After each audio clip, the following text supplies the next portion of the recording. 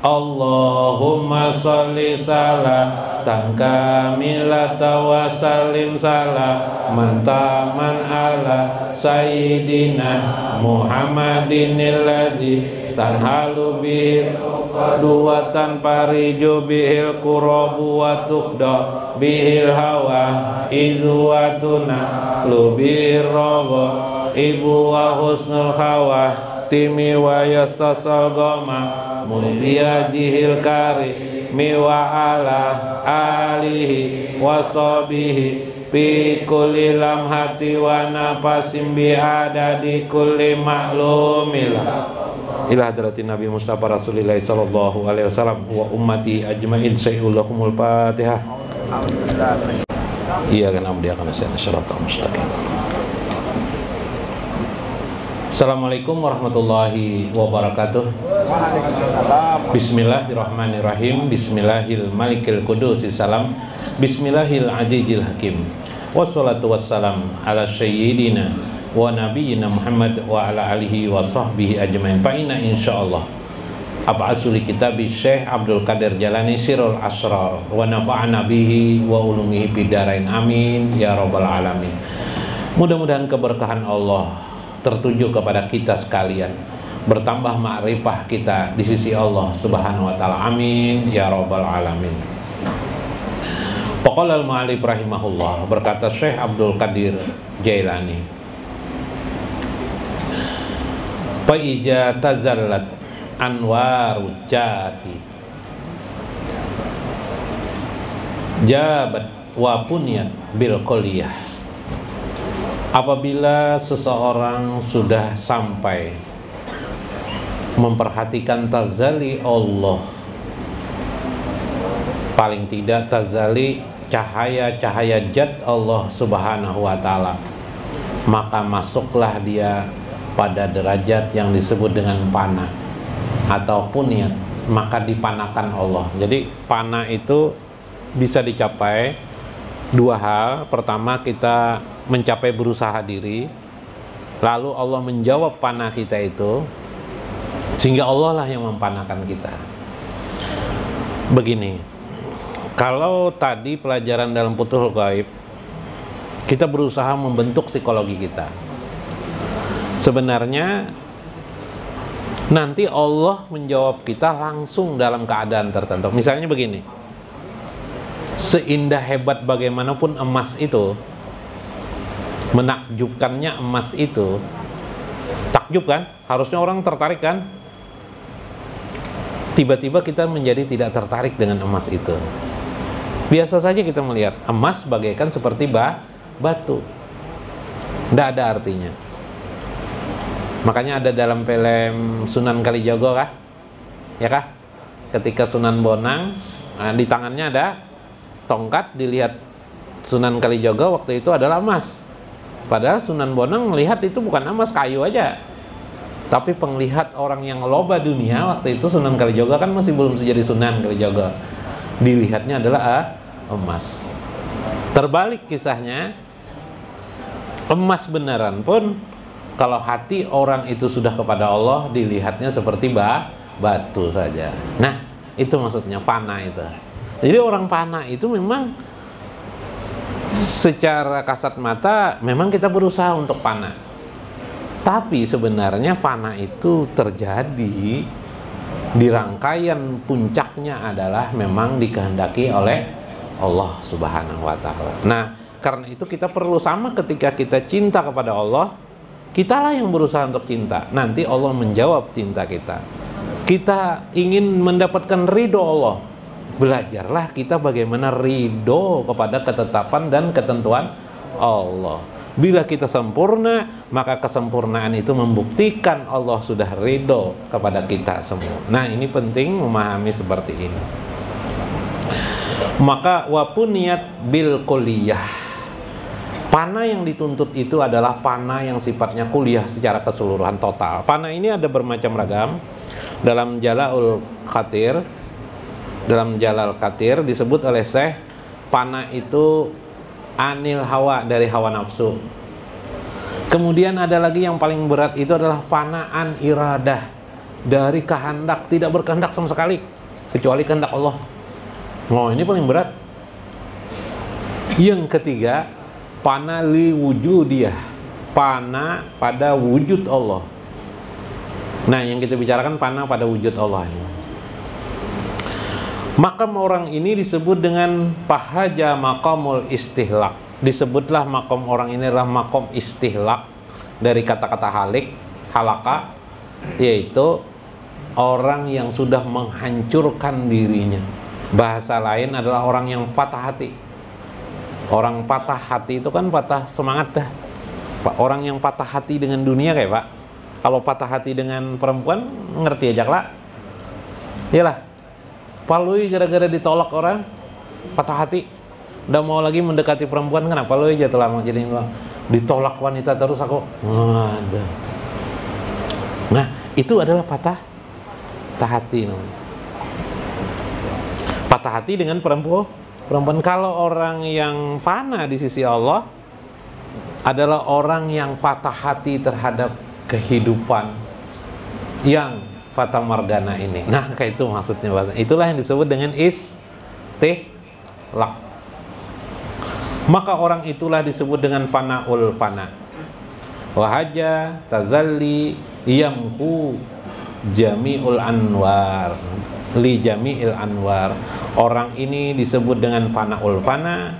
Orang ini juga disebut dengan orang yang sudah merasakan tazali dan masuk melebur dirinya dalam bahtera ilahiyah, melebur dalam hakikat ketuhanan namanya. Allah Subhanahu wa taala berfirman, kullu syai'in halik illa wajhahu.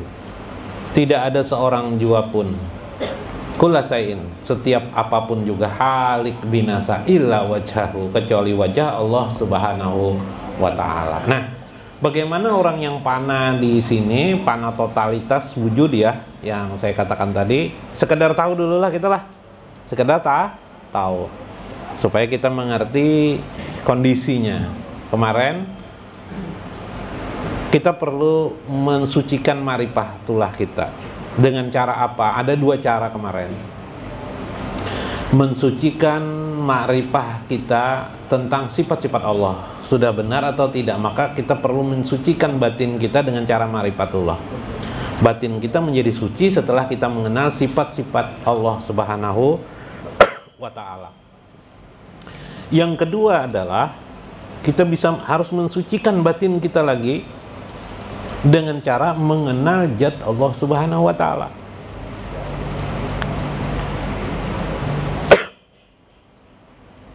Kalau kita beragama, ini kita tidak pelajari bagian ini, kita rugi. Kenapa jadi kita rugi? Karena kita tidak mengerti apa yang diajarkan agama kita. Disangka yang namanya agama itu hanya peraturan-peraturan saja. Bukan, agama itu bukan peraturan. Peraturan itu diadakan di dalam agama kita untuk membentengi kita supaya kita jangan berbuat salah. Sampai di sana. Ada jembatan, ada pagar. Pagar itu adalah hukum. Supaya apa? Pagar di jembatan itu supaya apa? Supaya kita jangan jatuh. Terus kita kalau melewati jembatan menuju kemana? Tentu adalah qurbah Allah, yaitu mendekatkan diri kepada Allah. Sedekat-dekatnya dengan Allah itu kita ingin mendapatkan ridho Allah. Tentu juga kita kagum kepada yang maha agung ini. Maka kita ingin melihat Allah. Itulah puncak daripada agama yang disebut oleh Nabi ihsan. Lalu Jibril bertanya kepada Nabi, mal ihsan? Apa itu ihsan? Anta budallah ka'annaka tarahu. Engkau beribadah seolah-olah engkau melihat Tuhanmu. Nah, inilah yang dibahas, dikupas, sehingga kita bertemu, mengenali Allah. Itu ada sifat Allah. Kalau sebelumnya ada af'al Allah, ada asma Allah, ada sifat Allah, sampai kita kepada zat Allah Subhanahu wa ta'ala. Kita harus memfanakan diri di sini. Setelah fana, kita akan mendapatkan baqo nantinya. Nah, ini penting memahami baqo ini. Untuk itu memberikan gambaran di sini adalah fayabqar ruhul qudsi binuril qudsi. Maka tetaplah roh itu di maqam qudsi binuril qudsi naziran ilaihi. Engkau hanya bisa melihat Tuhanmu itu pada maqam qudsi sebenarnya, yaitu naziran ilaihi, dengan melihat Allah melewati ruhmu. Jadi begini, Kita ini memiliki roh.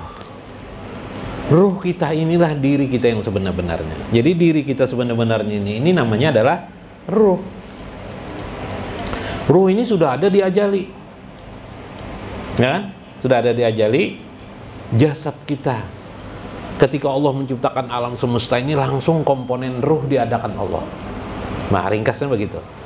Ruh kita ini tinggal jasadnya diadakan, langsung, makanya disebut di dalam hadis ketika janin berumur berapa hari?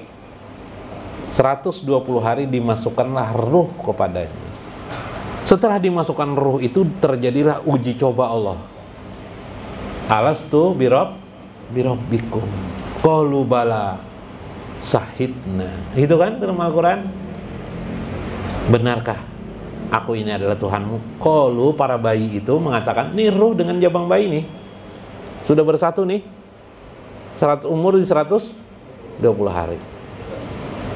Nanti bila istrinya sudah umur 120 hari hamil, bergerak-gerak, itu berarti sudah ditanya, alastu birabbikum qalu bala, benar engkau adalah Tuhanku. Nah, turun ke dunia dalam surah Asr dikisahkan Allah melupakan dia tentang Tuhan. Nah, umur anak-anak tuh dilupakan tuh. Dia lupa kejadian peristiwa mengenal Allah, padahal ruh kita itu sudah mengenal Allah. Ruh kita ini sudah mengenal Allah, diri kita sebenarnya sudah mengenal Allah, sudah. Kenapa kita tidak mengenal? Karena banyaknya hijab-hijab. Di antara hijab itu adalah hawa nafsu, duniawi, fata morgana kehidupan ini. Iyalah, karena itu kata Syekh, kamu perlu membersihkan diri kamu itu. Bila sudah bersih, yang namanya bersih, muncullah tadi itu yang aslinya. Siapa yang aslinya itu? Roh kita. Loh, kenapa roh perlu jasad? Untuk hidup di dunia ini perlu jasad. Di akhirat begitu juga. Diadakan Tuhan lagi pada waktu bagaimana kami menciptakan pertama kali kepada manusia.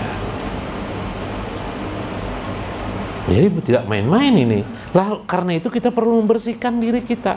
Ketika itulah Syekh mengisahkan, termasuk kalau kita di Indonesia, Syekh Palimbani, salah satu saudara daripada saudara seperguruan daripada Syekh Muhammad Arsyad Al-Banjari, beliau mengatakan di sini dalam kitab beliau Jadul Mutakin, pemberian dari Guru Aryansah fi Tauhid. Nah, mudah-mudahan ini bahasa Indonesia, bahasa orang Indonesia, meskipun beliau menulis bahasa Arab, tapi gayanya adalah bahasa Indonesia. Sesekali kita mendengar bahasa beliau lah. Nah, Pana'uzat, panajat itu ialah ai fana'ujatina wajati gairina min jami'i khalqi fi jatillahi ta'ala.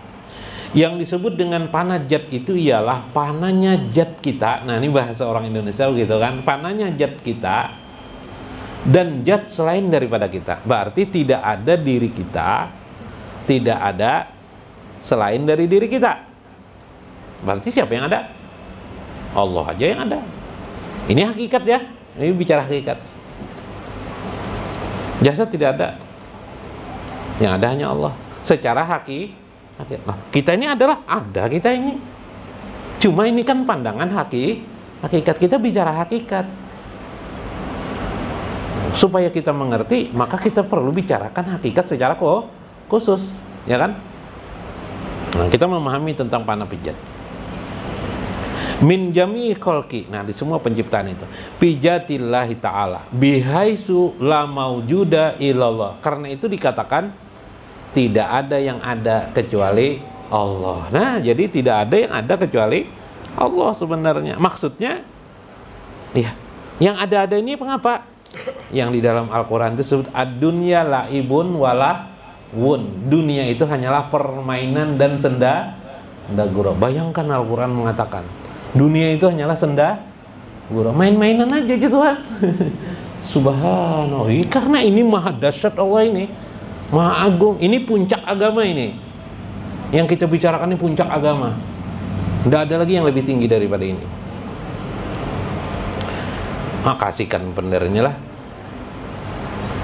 illallah li'anna wujuda ghairihi ta'ala minal khalqi fi haizil adami.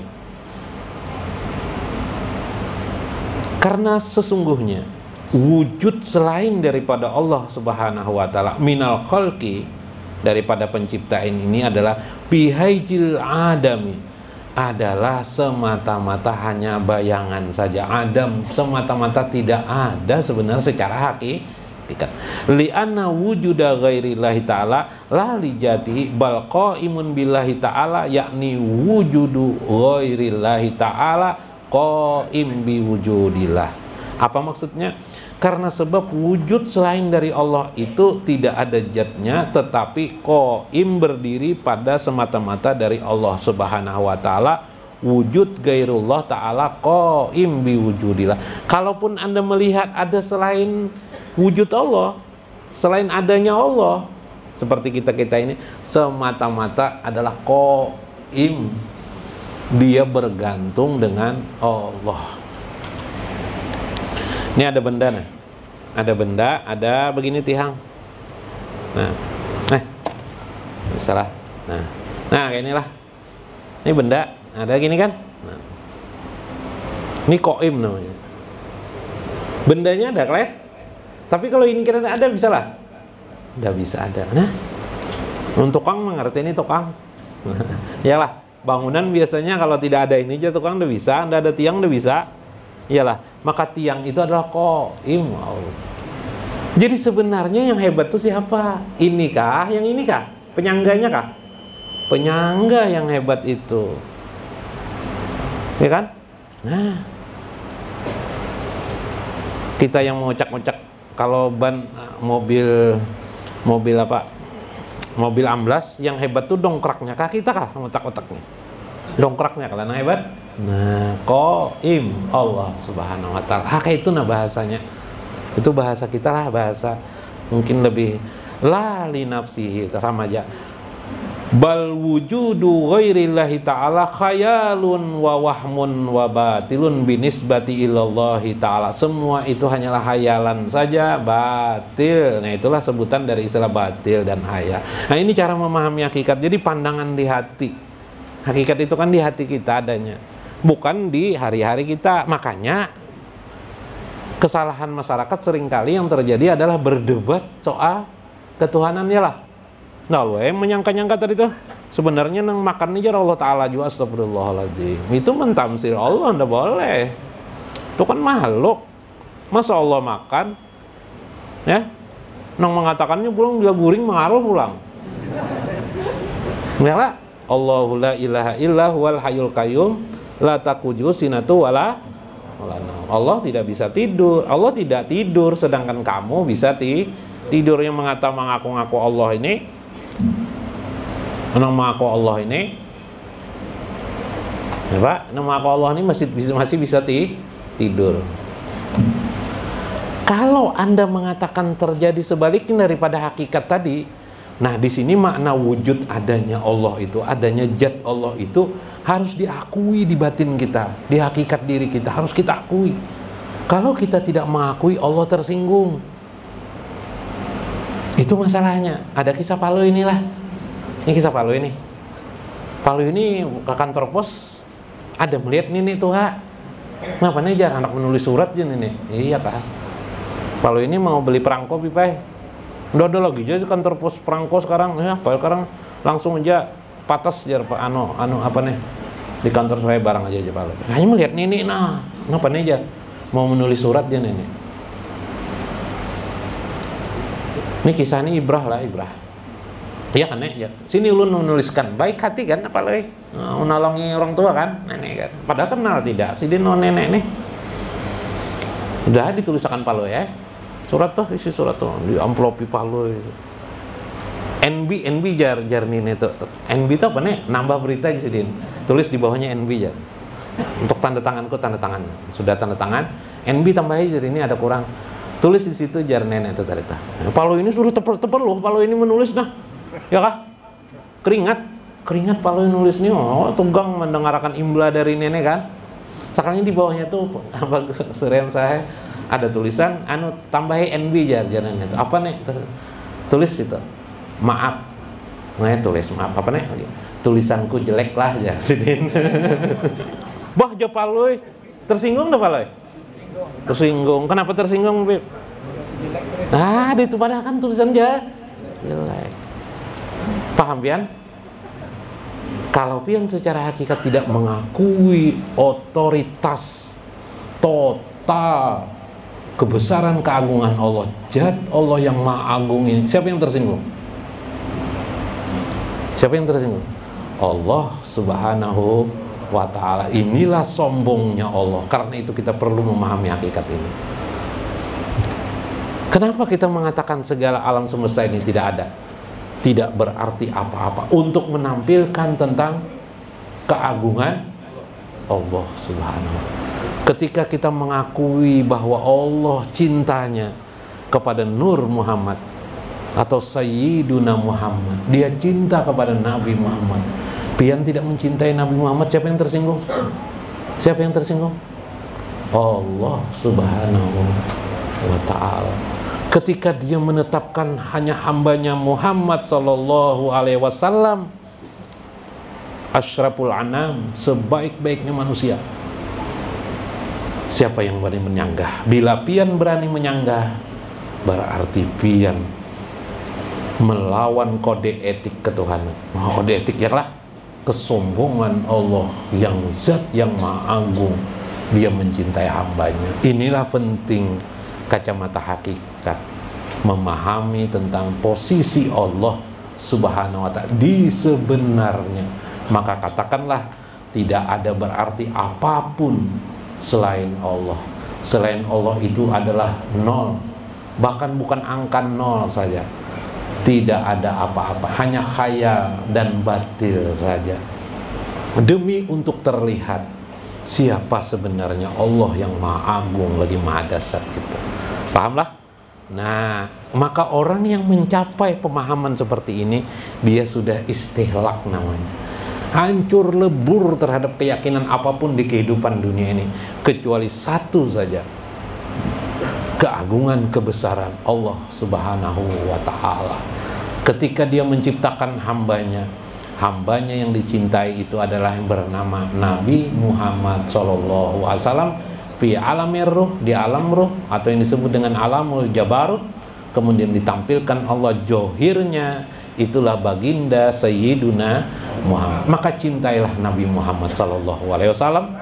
Kita akan mendapatkan pengajaran dari beliau bagaimana kita mesra fana fillah kepada Allah subhanahu. Itulah fana yang sebaik-baiknya, melewati jalur cinta kepada Nabi Muhammad. Insya Allah Allah akan mencintai kita dan mempanakan kita, karena yang disebut oleh Allah hanyalah Nabi Muhammad. Beruntunglah kita menjadi umat Nabi Muhammad SAW. Mudah-mudahan berkepanjangan sampai di akhirat kelak bersama baginda Nabi SAW dalam bahtera kasih sayang Allah subhanahu wa ta'ala. Amin ya rabbal alamin. Mudah-mudahan ada manfaatnya. Wallahul muwafiq ila aqwamit thoriq. Assalamualaikum warahmatullahi wabarakatuh.